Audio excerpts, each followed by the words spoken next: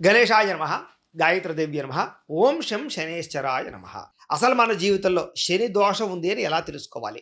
ఆరోగ్యపరంగా సమస్యలు, మానసిక అశాంతి, అలాగే ప్రశాంతత లేకపోవడం, మెంటల్ టెన్షన్లు ఎక్కువైపోవడం, పని ఒత్తిడి అధికమైపోవడం, చేసే పని ఏది కలిసి రాకపోవడం, అలాగే ఉద్యోగాలు చేసే చోట, వ్యాపారాలు చేసే చోట ఇబ్బందులు ఎదురవ్వడం, అలాగే ఉద్యోగ నష్టాలు, మాట పడడాలు, మాట పట్టింపులు, తగాదాలు, కుటుంబ వివాదాలు, భార్యాభర్తల మధ్య సఖ్యత లేకపోవడాలు, మనస్పర్ధలు రావడాలు, అనుమానపు ఆలోచనలు, వివాహేతర సంబంధాల వల్ల భార్యాభర్తల మధ్య క్లేశాలు, పిల్లల మాట వినకపోవడాలు, డబ్బు విపరీతంగా ఖర్చవడాలు, అప్పుల బాధలు తట్టుకోలేకపోవడాలు, రుణాలు పెరిగిపోవడాలు, వృధా ఖర్చులు, వృధా ప్రయాణాలు, అనారోగ్య సమస్యలు, హాస్పిటల్కి అస్తమాటు వెళ్ళడాలు, డబ్బులు ఖర్చు పెడుతూ ఉండడాలు, టెస్టింగ్లు చేయించుకుంటూ ఉండడాలు, కొంతమందికి అయితే వ్యసనాల పాలవడాలు, షేర్ మార్కెట్లో జోతలో డబ్బులు పోగొట్టుకోవడాలు, ఇలాంటివన్నీ శని దోషం వల్లే. అంతేకాదు కోర్టు సమస్యలో తెలియకుండా ఇరుక్కోవడాలు, పోలీస్ కేసులో తెలియకుండా ఇరుక్కోవడాలు, చిన్న త్రుటిపాటినే ప్రమాదాలు జరగడాలు, ప్రమాదాలు యాక్సిడెంట్లు జరుగుతూ ఉండడాలు, అలాగే దీర్ఘకాలిక రోగాలు లేని వారికి రావడాలు, అలాగే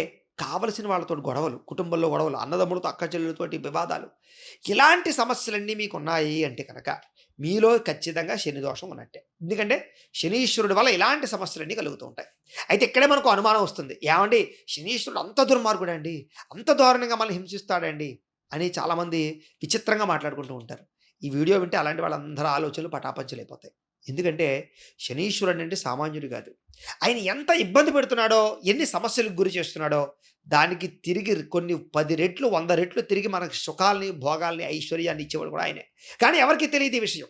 ఆయన ఎందుకు ఇలాంటి సమస్యలు ఇస్తాడో కూడా తెలియదు. కానీ ఆయన్ని ఆడి పాడేసుకుంటూ ఉంటారు. శనీశ్వరుడు యొక్క ధర్మాత్ముడు అంటారు, అందుకని ధర్మమూర్తి. నిజంగా యమ ధర్మరాజు ఎలాంటి వాడో శని కూడా అలాగే ధర్మరాజుతో పోలుస్తారు. అందుకనే శనీశ్వరుడు ఏం చేస్తాడంటే మనుషుల యొక్క కర్మను బట్టి వాడి పాపాన్ని దహింపజేస్తాడు. మనుషులు మన పూర్వజన్మలో చేసిన కర్మ ఏదో ఏదో ఉండొచ్చు. ఆ కారణం చేతే శనీశ్వరుడు మనకు పట్టి ఏలాంటి శని రూపంలో, అష్టమ శని రూపంలో, అర్ధాష్టమి శని రూపంలో మనకు పట్టి మనకు ఉండేటటువంటి ఆ కర్మ దోషాలన్నీ కూడా దహింపజేసేస్తాడు. అంటే మనం బాధపడేలా చేస్తాడనమాట. ఆరోగ్యపరంగా, డబ్బు పరంగా, కుటుంబ పరంగా, గొడవల పరంగా, ఏదో ఇప్పుడు నేను ఇందాక చెప్పిన సమస్యల పరంగా ఆ సమస్యల్ని కలగజేసి ఆ కర్మనంతటిని కూడా తగ్గింపచేసేస్తాడు. ఎప్పుడైతే కర్మ అంతా తగ్గిపోతుందో ఇంకా ఆయన పట్టి వదిలేటప్పుడు సమయంలో తిరిగి మనకి సకలపరమైనటువంటి సుఖాలని, భోగాలని, వివాహాన్ని, సంతానాన్ని, ఉద్యోగాన్ని, డబ్బుని, వ్యాపారాన్ని, ఐశ్వర్యాన్ని, ఆరోగ్యాన్ని మనం ఏదైతే కోరుకుంటామో అవన్నీ ఇచ్చేసి వెళ్తాడు.